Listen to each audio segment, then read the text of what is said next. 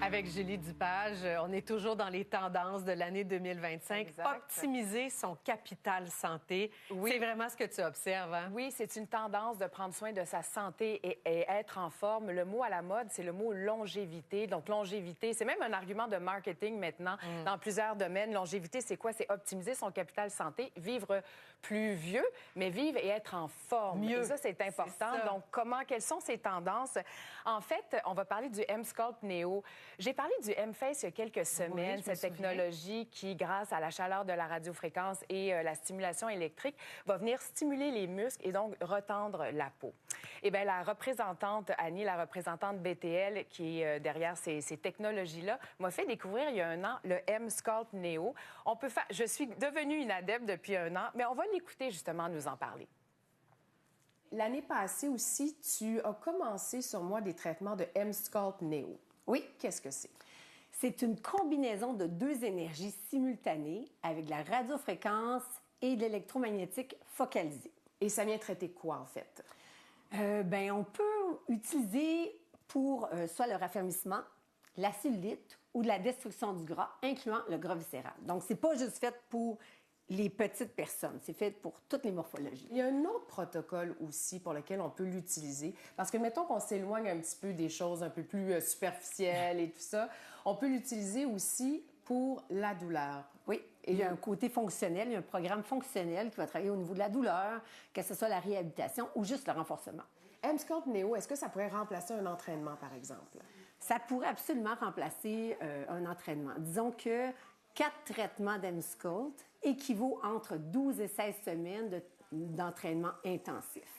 Mais est-ce que je dis d'arrêter de faire d'aller au gym? Absolument pas. Mais il y a des gens qui ont comme pas le temps, comme nous, on n'a pas le temps. Oui, l'un n'empêche pas l'autre. On peut continuer, évidemment, d'aller au gym parce que c'est bon pour la santé mentale. Donc, dépendamment du protocole, on va permettre d'éliminer les cellules graisseuses, mais en renforçant les muscles ou juste renforcer les muscles pour, justement, une peau un petit peu plus ferme. Les fibres des muscles vont grossir. Il y a des résultats absolument rapides qui sont non invasifs et il n'y a pas de temps de récupération. Pour te donner un exemple, Eve-Marie, un athlète, un être humain va travailler à peu près 40 de sa capacité musculaire. Avec le M-Sculpt Neo, on peut atteindre jusqu'à 100 %. Donc, une intensité qui va être inégalable dans un traitement qui va être un peu plus classique et ça ne fait vraiment pas mal. Alors, comment ça marche?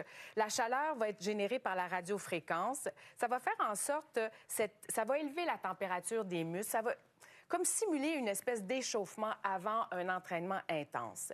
La chaleur, elle est contrôlée par l'intelligence artificielle, ce qui fait en sorte qu'on a différents protocoles. On peut aller raffermir la peau, on peut aller travailler sur la cellulite, sur le gras, avec des contractions qu'on appelle des contractions supramaximales. Mais encore une fois, ça ne fait absolument pas mal.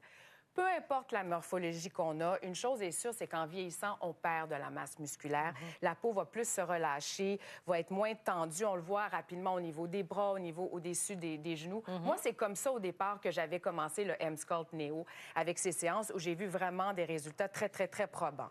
Mais comme on le disait dans la clip, là, au-delà de l'esthétisme et de la beauté, il y a un autre protocole sur la douleur. Puis à un moment donné, je disais à Annie, moi, j'ai beaucoup mal dans le dos depuis des années, puis on dirait que je vis avec ça maintenant sans m'en apercevoir, mais pourtant, c'est toujours là. Et c'est là où elle a commencé. Sur la clip qu'on voyait, c'était mon deuxième traitement pour justement venir renforcer les obliques, les muscles du ventre, pour aller tonifier justement le dos, faire une rééducation en fait. On peut travailler aussi sur l'amplitude des mouvements, la faiblesse musculaire, des gens qui ont des spasmes musculaires aussi. Parce que les muscles, c'est très important, ça protège nos os et c'est grâce aux muscles qu'on va éviter les blessures et c'est aussi comme ça qu'on peut optimiser son capital santé puis continuer, coudonc, nos activités favorites le plus longtemps possible. Oui, de bouger, d'être en santé. C'est ça. Alors, tu nous as parlé de ça. Puis, tu observes aussi, entre autres sur les réseaux sociaux, plein d'autres activités qui existent. Évidemment, il y a plein d'autres activités et probablement l'activité qui est le plus en vogue, c'est les cours de pilates. Hein, ça, le pilates, on en revient toujours justement au renforcement musculaire. On part du tronc, mais on va cibler. C'est bon pour la posture, la souplesse. Mais ce qu'on voit beaucoup, beaucoup sur les réseaux réseaux sociaux. Une pratique super en vogue, c'est le pilates au mur. Oui. En fait, il faut un mur qui est dégagé chez soi et un tapis pour faire ça. Il y a des challenges qu'on nous propose, surtout avant l'été, là. Et en fait, on rentre nos données, nos objectifs, et on peut le faire que 10 minutes par jour et d'avoir des résultats. Donc ça, 10 minutes par jour, je pense que ça se met bien quand même dans une journée. Oui. C'est pas trop contraignant. Et toujours dans l'option prendre du temps pour prendre soi. Du temps. Méditer. Et, oui, méditer. Il y a un essor de 65 de la méditation à travers le monde. Les bienfaits sont évidemment connus. Réduction du stress, de l'anxiété, ça améliore la concentration pour la gestion des émotions, la qualité du sommeil. Et de plus en plus, on suggère des entraînements sportifs dans lesquels on va intégrer aussi de la relaxation et de la méditation, ce qu'on appelle aussi du mindfulness. Donc, ça va être ciblé comme ça pour être vraiment très complet. On nous parle de plus en plus de la santé hormonale des femmes. Oui, et ça, c'est très intéressant parce que c'est fini les tabous par rapport à ça. Et de plus en plus, il y a des entraînements qui vont être justement ciblés, adaptés à nos changements hormonaux. Puis Dieu sait que quand on est une femme, on en a beaucoup, que ce soit les cycles menstruels, la grossesse, une remise postpartum, la périménopause ou même la ménopause. C'est drôle parce que j'ai croisé une copine hier ou avant-hier, qui, elle, est prof de pilates et elle se spécialise justement dans les cours pour les femmes ménopausées et périménopausées. Donc, une tendance que ça soit très ciblé pour nous, la vie des femmes. Ciblé également pour des seniors. On voit beaucoup de ce genre de cours aussi pour justement éviter les blessures et puis les risques de maladies chroniques. Donc, quelque chose de ciblé et d'adapté, c'est aussi très tendance. L'hydrothérapie. Alors ça, les bains de glace, probablement que vous avez vu ça passer. Ça date pas d'hier, mais mettons que c'est très populaire en ce moment grâce à des stars comme Kim Kardashian, comme Hailey Bieber. Les bénéfices sont vraiment très probants. Retour veineux pour l'inflammation, pour les douleurs. On dit que ça augmente l'énergie, que ça serait bon aussi pour notre système immunitaire.